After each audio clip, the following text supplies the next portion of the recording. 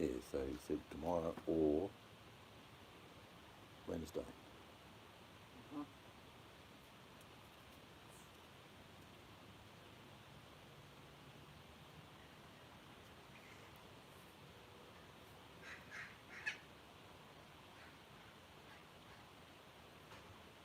Now birds fighting.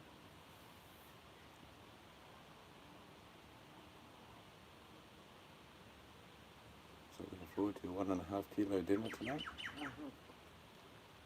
I probably won't eat it all 'cause I'm not starving. That's good. We make pies out of any leftovers. Pick some pastry up tomorrow. Couldn't make it. Can't be bothered.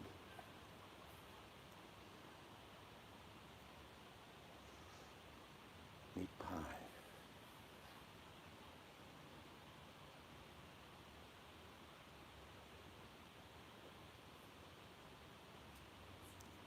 Everyone's asleep, I think. Oh, it's like 4:30, 5 o'clock Could be. in the morning. I usually don't go on for 7:30 our time. I know.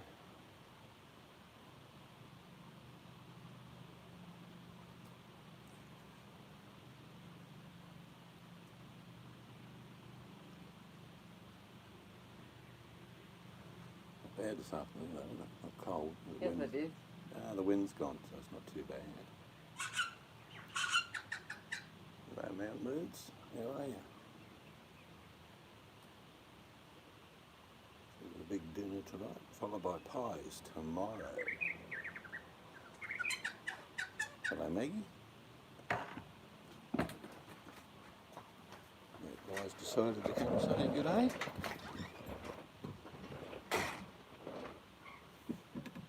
How are you? Want a biscuit? It's coming. Don't panic. Oh, get chased away by the other Maggie. Another Maggie swooped over the top, chased him away. Which happens. We're territorial. There's one up there.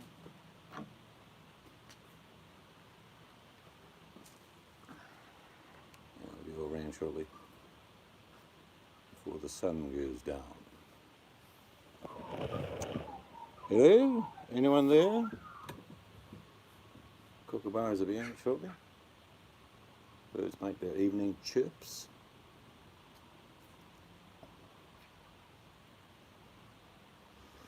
Saw something funny today. Apparently, RIC Bully went to see the Marx Brothers. And, g'day Mel. Apparently RIC Bully is shorter than the fat man in the van. That is funny. That is so funny. We've got mushrooms everywhere, Mel. But we're not going to eat them. We don't know what people have sprayed. But they are everywhere. It's a shame, but if I don't know what's been put in the soil, I ain't going to eat them. Oh, there's a Maggie. There's the seeds. Mel says hello. Hello. Didn't go too well. You got a really good throw, haven't you? You must have made about 4 feet then. There you go, have that one so you don't feel so threatened. That's a skinny one that's a bit nervous. Come on. You alright? Get into it, mate. Wrap one of them round your laughing gear. Yeah, this one's always nervous.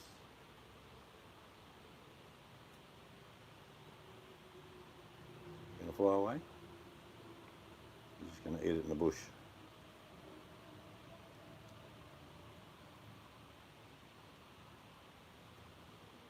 Oh, I've been keeping an eye on the screen, which is typical of me. So Thursday, we're going to catch up.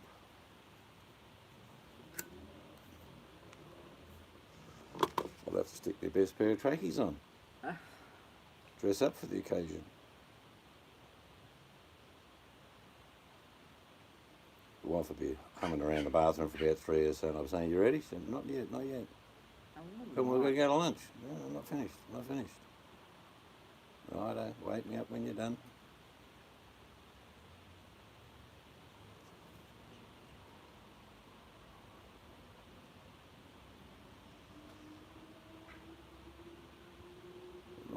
night tonight. I'm sure you've had the same just on and off showers, Mel, because that's what we've had all day. Not heavy.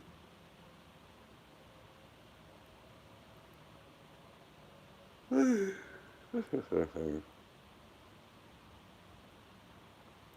up some more braised meat today. Make a few more TV dinners. Plus, I'm going to have a crack at making pies tomorrow. No? Well, it's not a crack. I've done it hundreds of times. Good old homemade meat pie.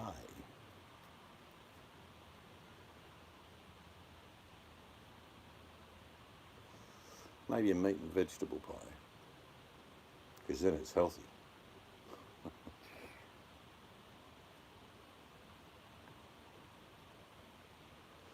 The onion gravy I cooked tonight after took the meat out was just so yum. I could sell that onion gravy for $100 a kilo, I reckon. The taste is unbelievable.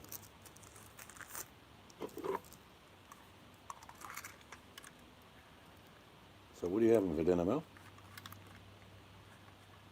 We're having braised beef, onion gravy and vegetables. Roast potatoes, carrots, peas.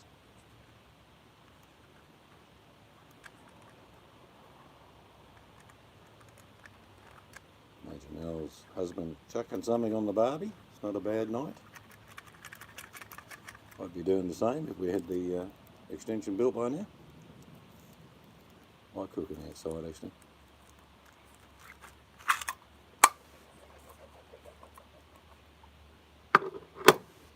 Actually, we can take the plans for the kitchen show, can't we? Yeah. If she's interested now, a gander at that.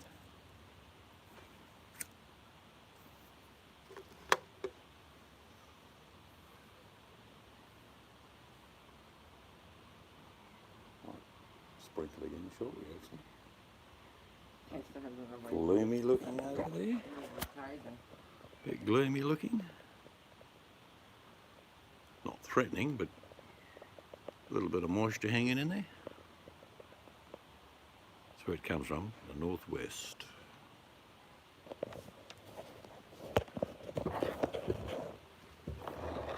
Fettuccine Alfredo with grilled chicken, spinach salad with grilled chicken for me.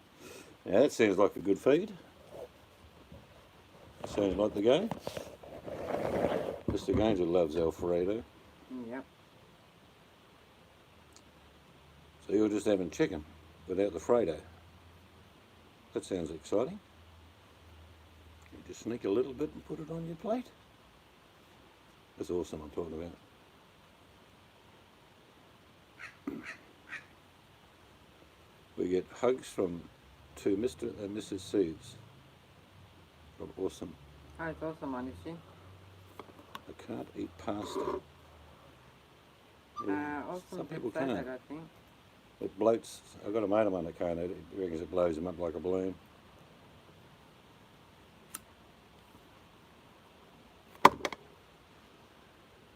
tell you what go well with that chicken though, awesome. Got a homemade potato salad, diced up very fine red onion, cooked potato of course, you know. Whatever mayo you like, a little bit of a side of vinegar mixed in there. Yum, like that with chicken. And that's not pasta, that's potato.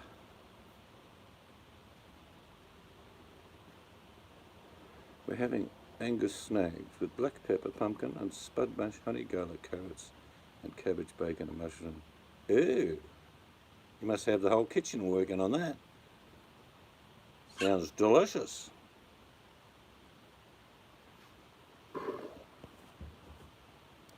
And a mushroom medley, so that's all them stringy bits, long bits, skinny bits. I've seen them. Like honey, garlic, carrots. Awesome says she's doing better this week. I have an appointment this week to talk to Doc about my tablets. Good. Sounds good.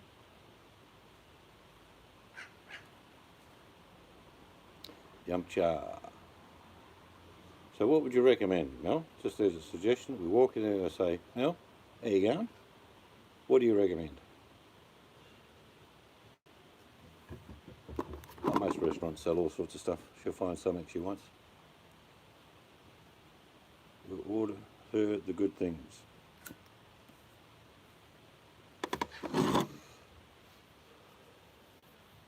Salt and pepper squid. She won't go near it. I will. She won't go near it. Trust me. Dumplings, she's not that keen on. Me, I'll eat them. Duck, I like duck. She's not that keen on duck. Did I say she's not fussy? Everything you've mentioned is like, Let's wait and see. Fish and chip smell. Stop it. Yum cha fish chip for two.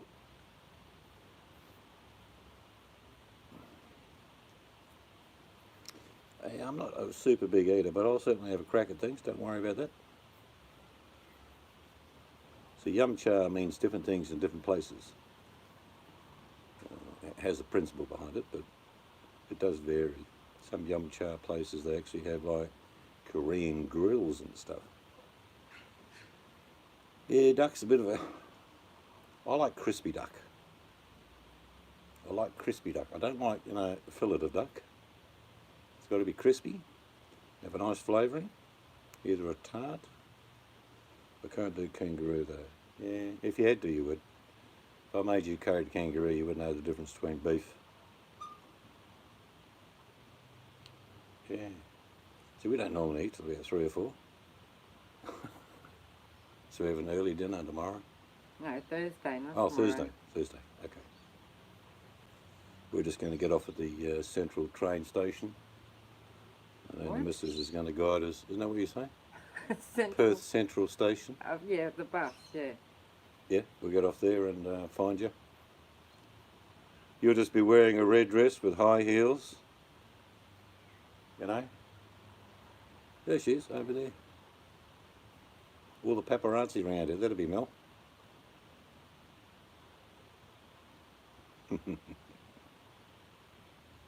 Yeah, she'll probably be wearing trackies, runners, t-shirt and a jumper. If she's smart. She wants to put on a nice flimsy summer dress in the middle of winter. That'll be funny, because she'll be cold.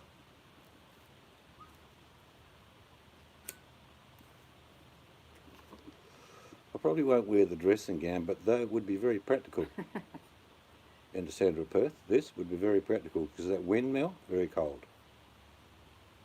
I'm not a girly girl. That's the kind of girly girls I don't like. I don't like pretentious, you know what I mean, made up to the nines, something that they're not. Just be who you are. Is this still for your arm, is it? Yeah. Oh yeah, you say that, I have arm therapy. Hello. Hello, magpie. That one's not shy, comes right up to me then. No, I think I'll go to my 1980s wardrobe and pull out a nice hoodie. Probably a pair of old daggy canvas pants. Yeah, that's not good. My daughter did that through netball. My daughter was in the state netball side. That's a torrid game, netball. The amount of girls that go down with knees, ankles, Achilles. Terrible.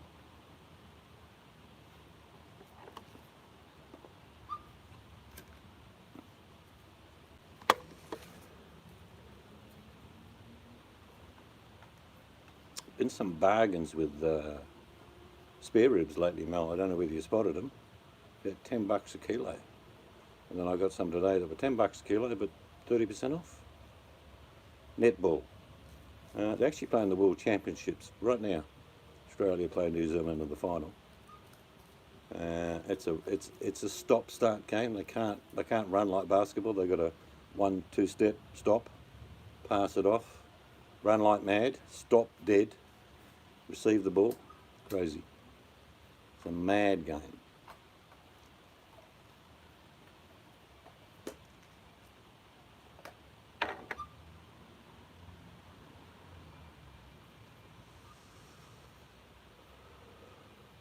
Now, because we're coming by bus, Mel, I might have a little tipple. You might even have a drink yourself. Yep. Do they sell alcohol at this yum cha? Or we've got to come in with a flagon? Yeah, Mel. No, I don't think they play netball in America. probably some small association there, but not like in Australia. So yours was an accident, Mel. It wasn't due to sport.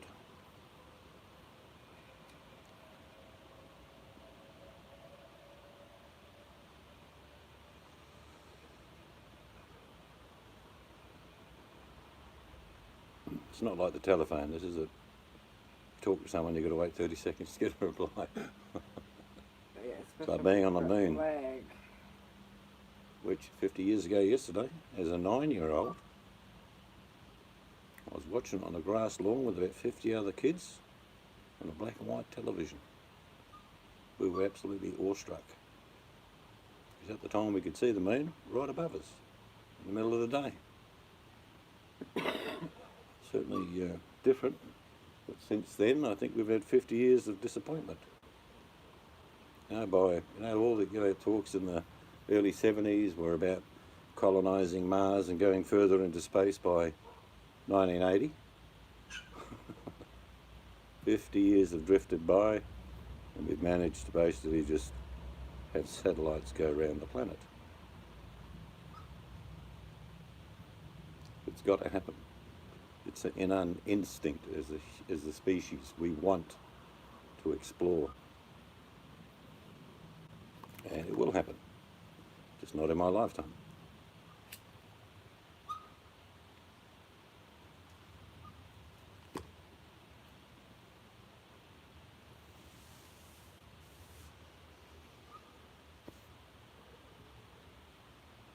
The grass has gone mad in the last couple of weeks. Got a guy come and slash a bit down. Check it all out. Look at that bloody thing. It's 2 foot tall there. All lumpy and bumpy. That was all dirt a month ago. So I've got to get that slashed because I've got some building materials coming in. Birds are gathering in the trees. Probably time for their evening meal. The sun is going down in the west. About there, somewhere. You see the red fence? Now, there won't be much lawn here when I'm finished, Mel. There'll be a little bit of lawn for our dogs when we get them to pee on. En route. I told you, Vinny.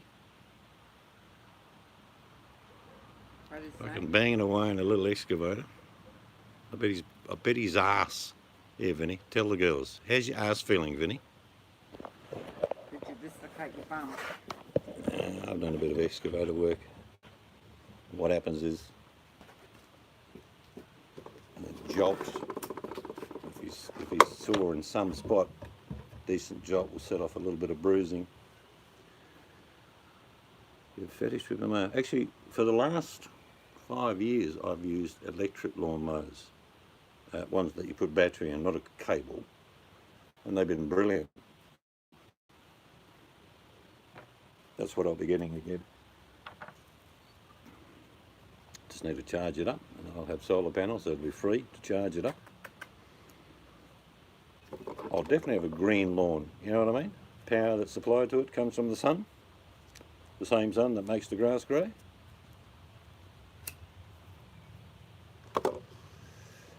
Concrete slab ripping up, Vinny? Not for you. Hello, Scarlet. Poppyfield reminds me of Flanders in France.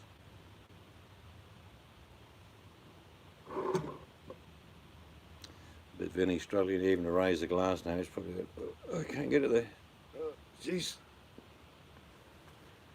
Just get one of your daughters to intravenously feed you, mate. You'll be right. A little bit of veno. Hold the cask up a little bit higher. Intravenous tube going down. Maybe just straight into the neck. The way you get tasted as it comes in. Yep. Both my grandfathers fought at Flanders.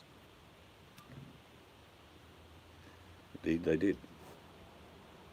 One got, my mother's father got blown up on a train, not far, on a supply line.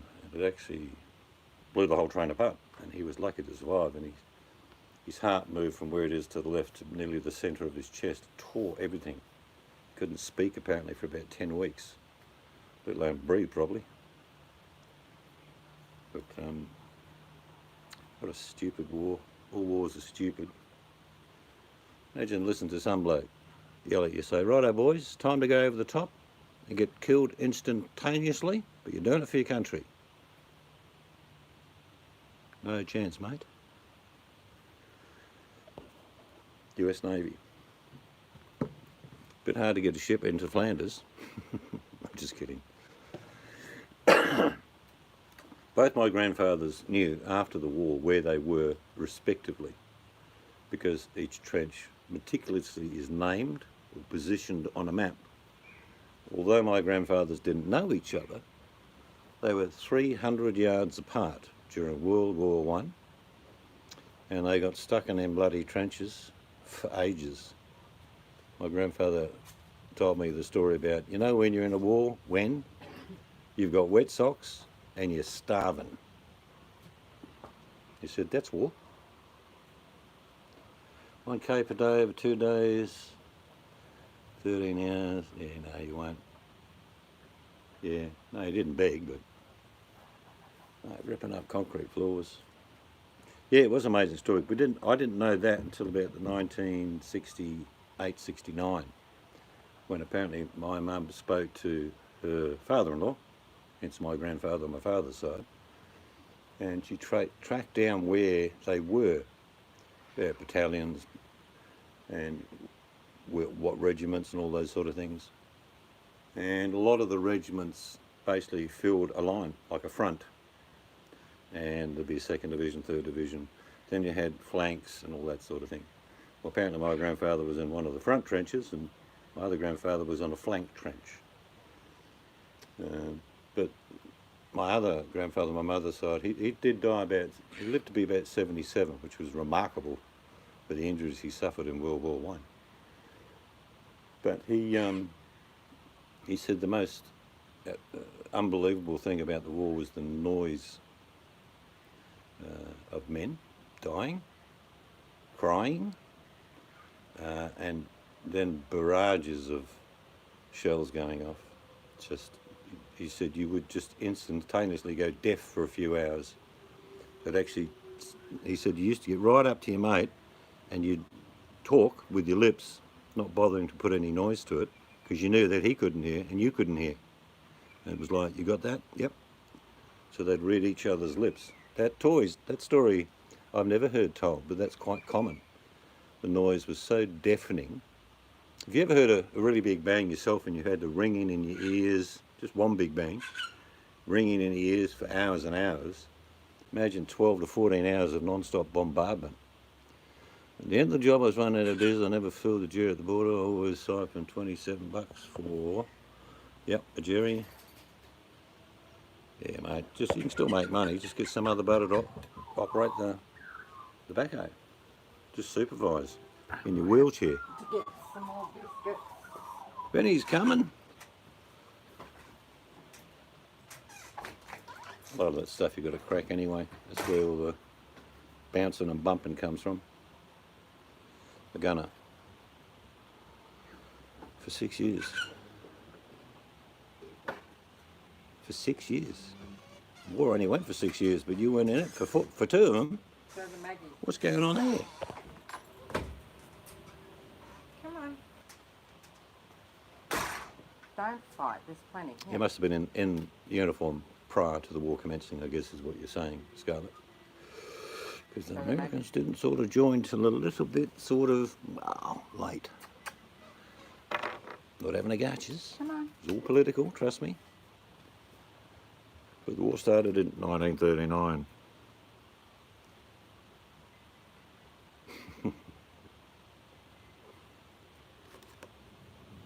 I've got family members in the Navy as well.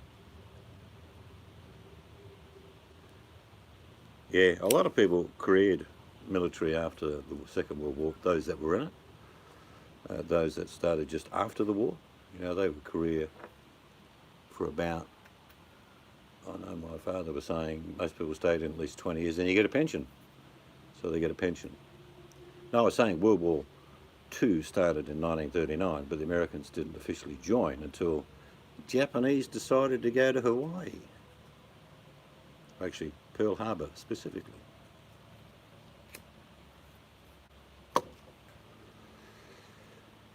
And before that was happening, Darwin in our Northern Territory, our city up there, was being bombed quite heavily by the Japs. Australians thought very seriously that we were going to be overrun. But the one thing that changed the battle in the Pacific, of course you would know that, and your father would know it, Scarlett, is the Battle of Midway. That was the big difference. And this is strange things about the Battle of Midway. I bet your father must have told you this too. The commanders at the time were getting messages from Washington saying this is what we should do and that's where we should go. And the people that were running the big ships at the time said they haven't got a bloody clue what they're talking about. We're going to Midway. Because they were actually ordered to go the other way. Your father would know that. And the commanders on board the ships of America during the Battle of Midway made the right decision and just crushed the Japanese fleet.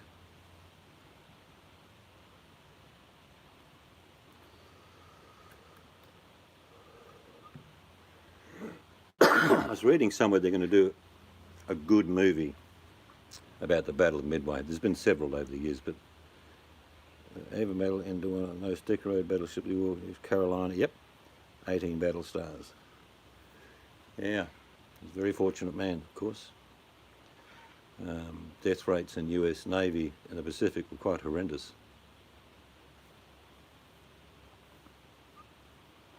In Cologne,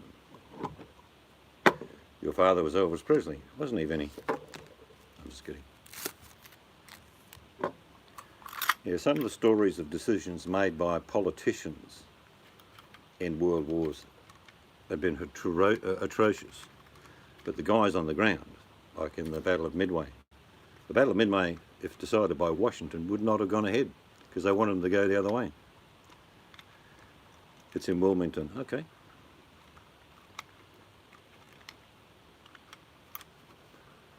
I know my grandfather on my father's side, he lived to be 104, extraordinary.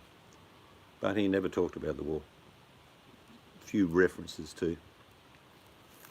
But, yeah, saw stuff he didn't want to repeat, I guess. Only 3 or 4 weeks in the same spot, in the same trench, where people are shitting and pissing and dying. Drafted from Belgium. They have to do their 2 years, Vinny. Standard draft used to be 18 months in the from about 1930 something till about 1960. It was like 18 months. I think they standardised, most armies standardised as a draft or national service. Yeah, 18 months. Now I think it's 2 years in certain countries. We don't have it here, of course, but we used to have national service. Of all the wars, I mean, I wasn't around in World War I or World War II, just after I was, but not during World War II. Vietnam War is the most stupid war. You know, when you watched it when I was a young man, I'm thinking, what the hell are we doing there? And the big change came when people stood up and said, we don't want you to be there anymore. In their millions around the world, we said, stop it. At the Marianas, Gilbert Island, Solomon Islands, Taipei.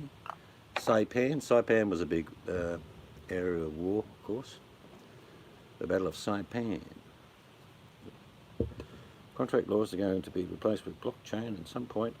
And how long after policies will be replaced with blockchain and A1? Yeah, we don't want that. Kitty cat. I got off interview. Internet is complete itinerary. Oh, yeah. Hello, Paddy. My father was in the same unit as Elvis Presley in Germany. My mother-in-law worked in the laundry and uniforms. They were related to Presley. No, they were returned to Presley with his name tag on. Some people might have been tempted to keep him.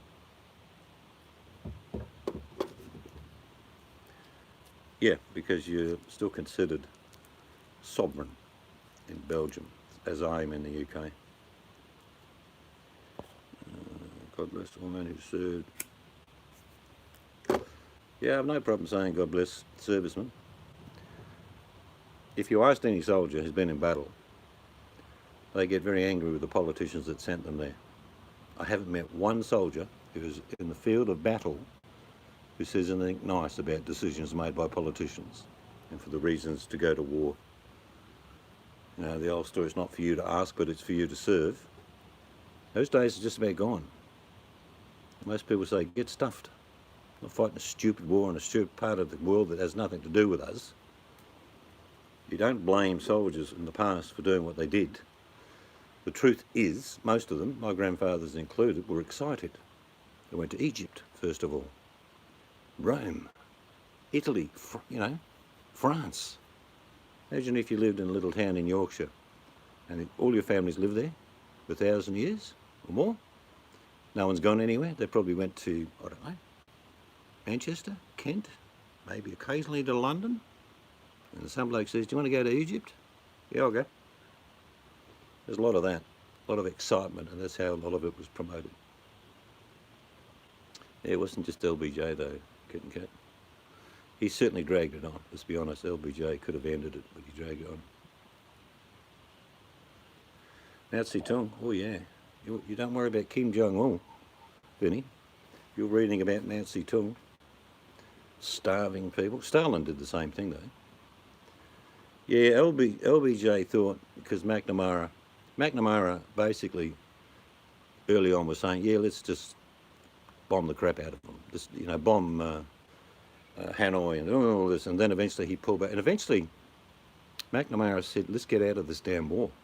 Same guy who said, let's beat the shit out of them. So he didn't have a lot of good advisors around him. And the Vietnam War was extended for the politicians, to make them look a bit better. Terrible.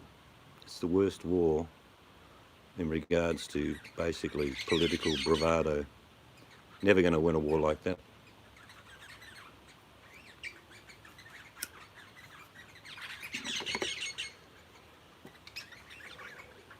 Now the irony, I've been to Vietnam. Oh, the French were an absolute nightmare in Vietnam, Vinny. They got their asses kicked for so long.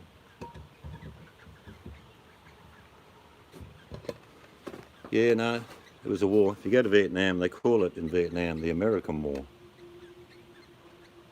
And I'm not picking sides, trust me. But it was the American War. That's how the Vietnamese, South and North Vietnamese, just like you in your own country. If I said to Vinny, have you got relatives all over Australia? He'd say, yep. And I've as well. And if someone said in Vietnam in the late 60s, have you got relatives in the north and the south? They go, yep, hundreds of them. They were literally fighting against themselves. Seriously. And there's many stories about 2 or 3 South Vietnamese armies just turning to become Viet Cong. Because they just thought, what the hell are we fighting for? In the end, both the South and the North Vietnamese wanted to fight the Americans. Hello, VMAC. But it's the people like McNamara, LBJ, Nixon tried to save face, and Ford had to clean it up at the very last. But see, Gerald Ford came into after the agreement was already signed. Conflict did continue, but unofficially. I was telling someone that the other day. So Ford wasn't part of the war. It had already been signed off in Paris. So when you talk about what happened there is that poor old Ford basically just had to clean up. And that didn't work either. Absolute nightmare. You never blame a soldier for going to war, but you can certainly have a crack at the politicians. Old men's anger for young men's blood. Disgusting. No different when my 2 grandfathers were in Flanders. Exactly the same thing. The Kaiser. Even the Kaiser didn't really want to go to war. It's weird.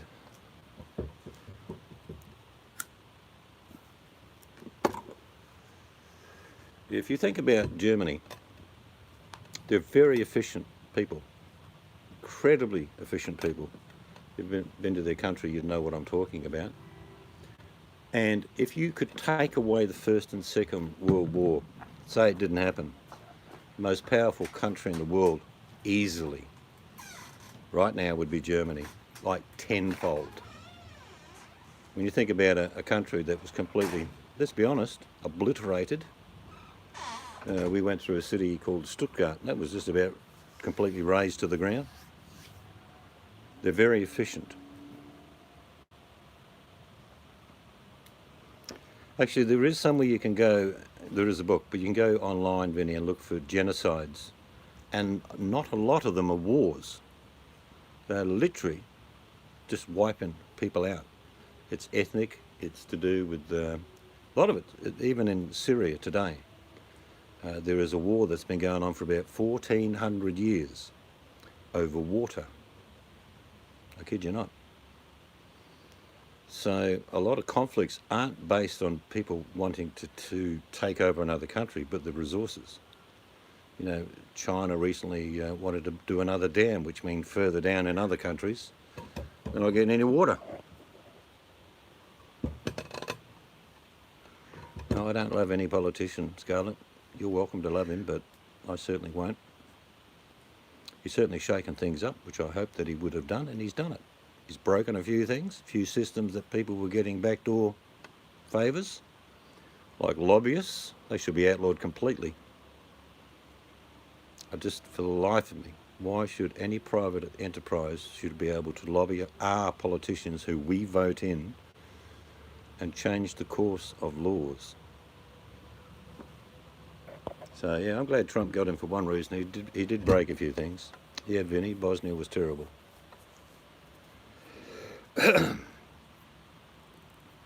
See, what he has done in respect for Americans is that he has become nationalistic. He wants Americans first, which happened in the 50s, 60s in different countries and America. But there's a lot of bullshit that goes on with politics, not just in America. But, you know, he's also a bargainer. I think we give Chernobyl a mix, mate. It's all right with you? They're still pouring concrete on Chernobyl, you know that, don't you? Every day. But there's no kudos for politicians that are there just for their own glory. My dad served in event, my husband in the Desert Storm, both my son's daughters-in-laws served now have been out of the country, Kuwait, Qatar and Afghanistan. Yeah, like I say, feel proud when you've got members of your family that have actually stood up and gone to do the right thing. Later on, of course, a lot of it is not the right thing. It's just all bullshit, bravado. I hate that about old men in politics, fighting a war just for their own ego.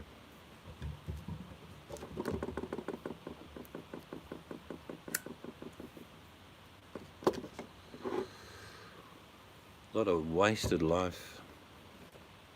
Someone did the figures in 1960, you know, when they brought out the big new computers, massive room sizes. They worked out that if there had been no World War I, no major conflict at all, till 1960, population on the planet right now, actually it was 2000, they said would be, have a guess how many billion people do you think there would be if all the people had not died? We've got 7 billion people now and a bit. The answer is 24 billion people. Extraordinary. Because you've got to talk about people who didn't die and then they lived and then they had generation, just multiply the facts. That's what this computer crunched out. 24 billion people. There is something very proud in us to buy something from our own country. But you've got to take into context that you don't just get goods from your own country. There are some goods you cannot get in your own country. So being nationalistic to the point of punishing another country, like charging extra tariffs or entry fees, they'll just do the same back to you. Trade wars are something that are not new, and they're used for political leverage, best way to describe it. Yeah, I've seen the documentary on that, and that Ferris wheel. There's still people living in Chernobyl, by the way. But I find that if you've got arseholes in politics that go to war based on someone just doesn't like somebody else, a lot of wars are like that. And then the irony is that generally wars are extended for, dare I say it, and that's the truth. You know, you talk about Iraq, for example, the Iraq War. You have to understand, how many years has it been? There's still Americans in Iraq. It's nearly 2020. The Second World War went for 6 years. This war hasn't ended, and it's probably going to kick up again with Iran or Yemen. And there's also so many combatants. You're talking about the Saudis wanting to attack Israel. It goes on and on and on. So we are just going to be in constant conflict, usually based on the one fact that someone's going to make a few bucks about it. Anyway, my battery's about to die in the bum. Good catch up with all of you. Vinny, don't drive that excavator tomorrow. Don't be a total dick. Go down, sit in the ute and get someone else to do it. All right? That's an order.